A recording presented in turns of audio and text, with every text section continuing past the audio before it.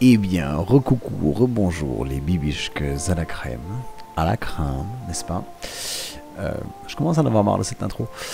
Rebelote pour un petit vlog en voix off sur ces vidéos qui datent donc de 2016 et aujourd'hui nous prenons la route de Marina del Rey à Los Angeles jusqu'à la ville de Palm Springs donc dans le désert californien, ville juste à côté de la vallée de Coachella où se tient chaque année le festival Coachella et où se tenait à ce moment-là pas Coachella, mais donc Desert Trip, qui était donc Coachella pour les vieux, comme je l'ai expliqué dans la vidéo d'hier, qui était donc un festival, comme Coachella sur 3 jours, sauf qu'il y avait 6 artistes, qui étaient donc Bob Dylan, les Rolling Stones, Neil Young, Paul McCartney, ce qui reste des Who, et je sais plus qui des Pink Floyd. Voilà, et donc là nous prenons donc la route bien gentiment vers Palm Springs et je remarque que hier en fait je me suis un petit peu interrompu quand j'expliquais que généralement quand les gens rêvent, on se rêve américain ou de bouger en Amérique, c'est généralement entre deux villes, c'est ou Los Angeles ou New York. Qui sont deux villes diamétralement opposées, là où New York est tout en hauteur, c'est la ville par excellence, avec la vie citadine par excellence, où tu as un grand parc au milieu et c'est tout. Los Angeles, au contraire, tu as vraiment cette image ultra verdoyante, tu as l'océan et tout, alors que New York est aussi sur la flotte. New York, Manhattan, l'île de Manhattan, qui est donc le quartier de New York que tout le monde connaît, c'est une île, c'est sur la flotte. Après, l'eau est très froide. Je vais pas commencer à vraiment expliquer les différences, si tu veux, entre l'un et l'autre. Lâche le téléphone, jeune volant s'interdit. Mais voilà, moi j'ai toujours rêvé plutôt de Hollywood, de cinéma. Vous le saurez sûrement un jour, la plus grande passion de ma vie, au-delà des voitures, c'est le cinéma. C'est d'ailleurs le cinéma qui a créé cette amitié que j'ai autant avec Pog qu'avec Frank MyLab, c'est parce qu'on est tous les trois passionnés de films avant tout. Bien avant les histoires de YouTube, Instagram, voitures et tout, c'est le cinéma qui nous a tous unis ou réunis ou les deux. Et donc voilà, moi j'avais vraiment mon rêve américain qui était de me tirer à Los Angeles, raison pour laquelle j'ai fait ce voyage. En plus, en fait, le concert c'était un peu le prétexte. Je voulais absolument aller voir ce concert, et comme voilà, je vous l'ai dit hier avec Edouard, c'était vraiment l'occasion rêvée de se faire ce grand trip californien. Et tu te rends compte surtout évidemment que le mythe du trafic en Californie, c'est pas une blague. C'est trafic sur trafic sur trafic sur trafic sur trafic, 24 heures sur 24, 7 jours sur 7, c'est le carnage. Mais ce qui va être assez joli dans cette vidéo, elle est assez courte, je crois qu'on en est presque à la moitié, là déjà elle fait genre 7 minutes. On va arriver très rapidement, voilà, ici sur les plus beaux autoroutes, et surtout on va se prendre un beau coucher de soleil californien.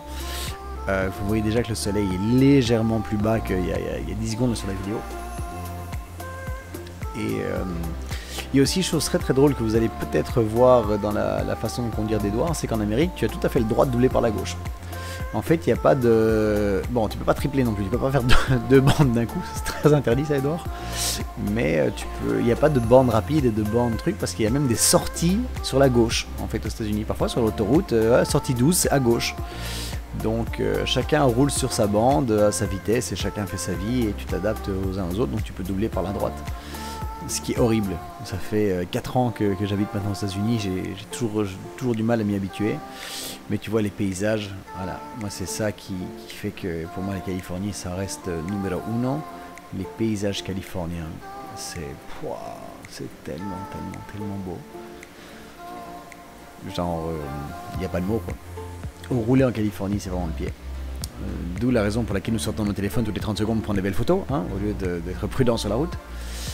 Mais donc voilà, donc ça a été vraiment cette expérience de partir en Californie pendant un mois. Ça a été mon premier vraiment gros voyage, non pas vacances. Il y a vraiment une différence entre un voyage et des vacances. Des vacances, tu pars pour t'amuser, pour t'éclater, je sais pas, tu vas en Espagne, un truc comme ça. Le voyage, c'est vraiment genre l'aventure avant le repos, si tu veux. Où là, on était vraiment parti pour sentir l'endroit. Et je le dis encore aujourd'hui, 6 ans après, la Californie, pour moi, ça reste le must. Ça reste pour moi le meilleur endroit. Pardon, je baille. Mais voilà, pour vivre, le problème c'est que bon, il y a d'autres choses à prendre. Ce n'est pas parce que il y a d'autres choses à prendre en compte que la beauté de l'endroit, même si regarde ça, quoi, un coucher de soleil en plein désert, si c'est pas la folie. Je regarde ces images en même temps que vous, et pourtant, dites-vous une chose, c'est que je viens de rentrer de Californie il y a 10 jours, même pas. Hein.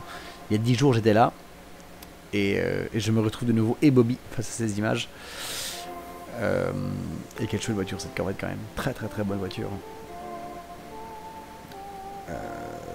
Donc malheureusement ce n'est pas parce que l'endroit est le plus beau du monde que c'est le mieux pour habiter, parce que la politique et le climat économique californien ne me conviennent vraiment pas. C'est l'endroit le plus taxé des États-Unis.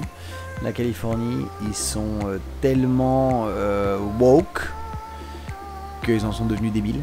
Tu sais, nous en tant qu'Européens, on a une mentalité, c'est bien sûr l'école c'est gratuit, les soins c'est gratuit, tout le monde mérite d'avoir un toit sur sa tête et de la nourriture, et si tu as un jour une couille dans ta vie, que tu te retrouves au chômage, ouais, tu as besoin d'un coup de main, normal. Mais quand tu prends ce truc tellement loin avec, tu sais, c'est pas politique, c'est pas social, hein, c'est chacun a le droit de vivre, mais surtout avec tout le gender identity que tu as aux États-Unis, où non, il n'y a pas de filles, il n'y a pas de garçons, on est cisgenre, binaire, machin. Je vous avoue, je comprends pas, donc j'ai un petit peu du mal avec tout ça. Et regarde, le coucher de soleil ici, on est en train d'arriver en ville. Ouais, alors ça sature un petit peu les images, c'est pas grave.